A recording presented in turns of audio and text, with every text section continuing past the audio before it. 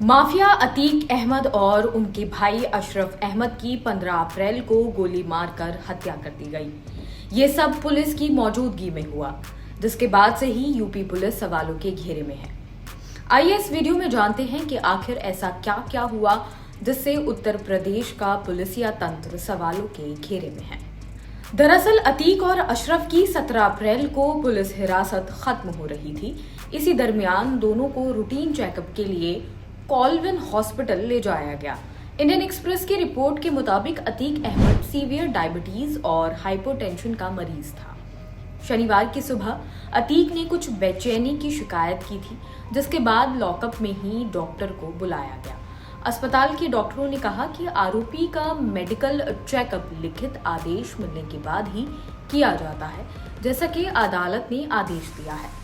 UP police के सूत्रों ने कहा कि आरोपी को अस्पताल ले जाना हमेशा जरूरी नहीं होता है। गंभीर और संवेदनशील मामलों में डॉक्टर को लॉकअप में ही बुलाया जाता है, लेकिन इस मामले में ऐसा नहीं हुआ। इस मामले में दूसरी वजह जो सामने आती है वो है कि कॉलविन हॉस्पिटल में जब दोनों को चेकअप के लिए ले जाया गया, हॉस्पिटल के प्रेमाइसेस में इतनी जगह है कि वहां कई गाड़ियां खड़ी की जा सकती हैं, लेकिन पुलिस वालों ने गाड़ी गेट के बाहर खड़ी की और दोनों को ही उतारा। उन्हें अस्पताल ले जाने के लिए पैदल चलाया गया।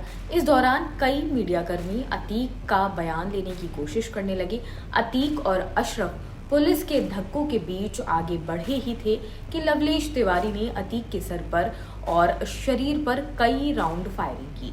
इससे पहले अशरफ अहमद कुछ समझ पाते वो नीचे गिर चुके थे और तीनों हमलावरों ने दोनों भाइयों पर कई राउंड फायरिंग किए। ये सब कुछ 1 मिनट से भी कम समय के बीच में घटा।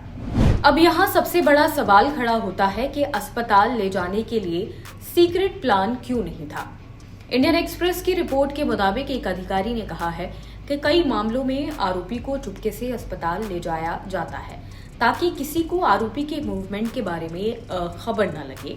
कुछ अधिकारियों ने 26/11 के आरोपी अजमल कसाब के मामले का हवाला देते हुए बताया, जिसकी मुंबई अपराध शाखा से जेजे अस्पताल में गतिविधियों के बारे में मीडिया को भी नहीं पता चला था। क्या ये संभव नहीं है कि हमलावर अतीक अहमद के अस्पताल लाए जाने को लेकर जानकारी रखते थे? यूपी के पूर्व डीजीपी विक्रम सिंह, जिन्हें कानून और व्यवस्था प्रबंधन का दिग्गज माना जाता है, इंडियन एक्सप्रेस के साथ बातचीत में कहते हैं कि धूमलगंज पुलिस स्टेशन में सुरक्षा पुख्ता थी, लेकिन जब अतीक को अस्पताल ले जाया गया तो कई खामियां थी। जैसे मीडिया को क्यों अतीक और अशरफ के करीब आने दिया गया, फर्जी आईडी और माइक के साथ आए पत्रकारों की पहचान करना पुलिस का काम था, ऐसा क्यों नहीं किया गया?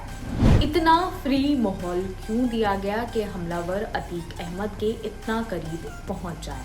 जब किसी आरोपी की हत्या पुलिस कस्टडी में होती है तो ये शासन पर सवालिया निशान है। जिस तरह हमलावरों ने सरेंडर किया, उसे देखकर लगता है कि बात उससे बहुत ज्यादा आगे की है जितना हम समझ पा रहे हैं। हमलावर गरीब पृष्ठभूमि के हैं, लेकिन वे तुर्की की बंदूकों का इस्तेमाल कर रहे थे, जिनमें से प्रत्येक की कीमत 7 लाख रुपए थी। प्रत्येक राउंड की कीमत 250 रुपए थी। उनकी फायरिंग से पता चलता है कि वे शार्प शूटर थे। इसके अलावा पुलिस पर एक सवाल ये भी खड़ा हो रहा है कि जब तीनों आरोपी अतीक पर और अशरफ पर फायरिंग कर रहे थे तो पुलिस ने जवाबी कार्रवाई क्यों नहीं की और वो गोली चलाने में नाकाम क्यों रही। इसे लेकर टाइम्स ऑफ इंडिया में छपी एक खबर के मुताबिक एक पुलिसकर्मी ने कहा कि पुलिस को रिस्पॉन्ड करने का समय ही नहीं मिला। जब तक पुलिस को समझ आता कि ये सब क्या हो रहा है, तब तक फायरिंग बंद हो चुकी थी।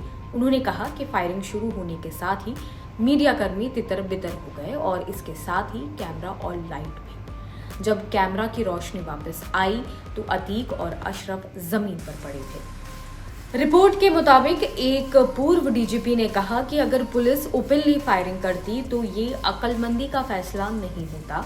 एक अन्य आईपीएस अधिकारी ने कहा कि अगर तीनों हमलावरों को ही मार देते तो अतीक और अशरफ की हत्या के पीछे का मकसद और रणनीति का पता नहीं चल पाता। अगर पुलिस ऐसा करती तो उसे इस बात के लिए निशाना बनाया जाता कि उसने हथियारों के सारे सबूत खत्म कर दिए हैं। फिलहाल इस खबर में सिर्फ इतना ही। बाकी और खबरें देखने के लिए जुड़े रहिए जनसत्ता के साथ।